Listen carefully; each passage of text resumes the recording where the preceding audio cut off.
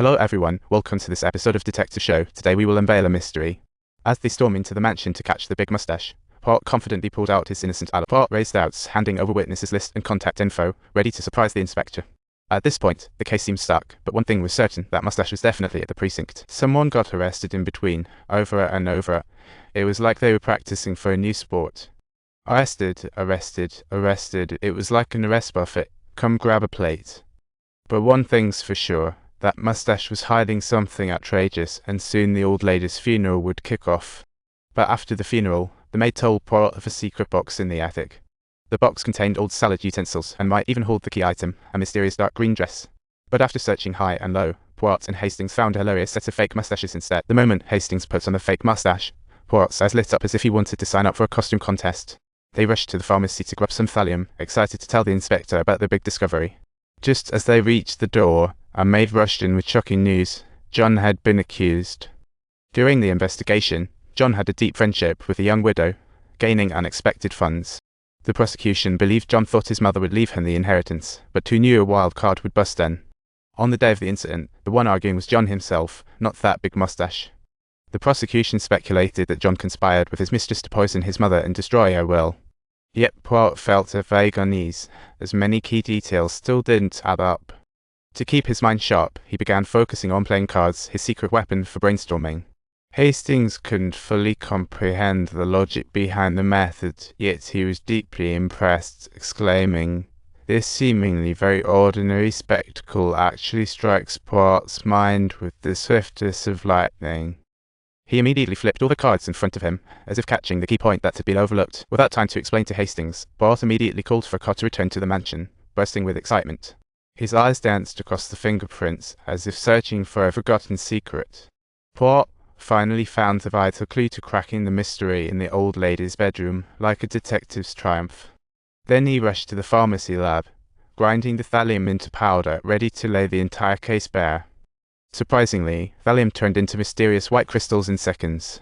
At this point, Poirot had pieced together all the case details, feeling it was time to reveal the real culprit.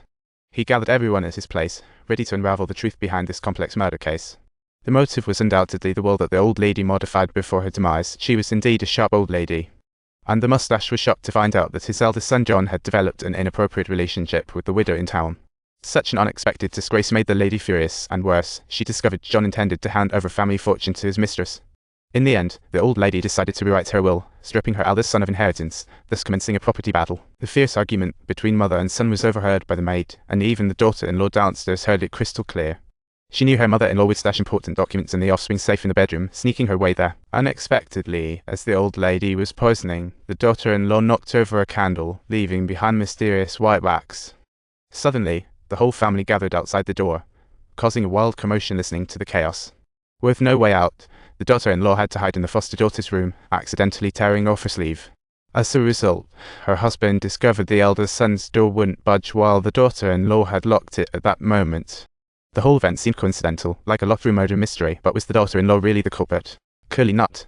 Poirot began guiding everyone to recall why the younger son Lawrence was so sure his mother died of a heart attack. Because there's only one reason he feared his crush was the true killer.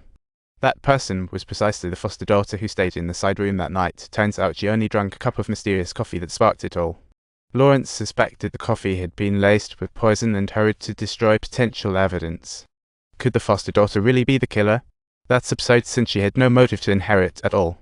Poirot's comments left everyone utterly puzzled. Even the inspector began to scratch his head. Since neither was the killer, how did the old lady get poisoned? Poirot smirked slightly, ready to teach a lesson.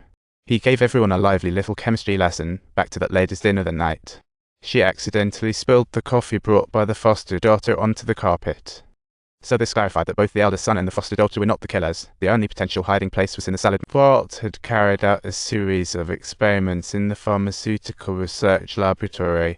When mixed cleverly, the toxins would settle at the bottom of the container, and in order to cleverly conceal their tracks, the killer even added an additional secret ingredient, dark cotton. If you enjoy our stories, don't forget to subscribe.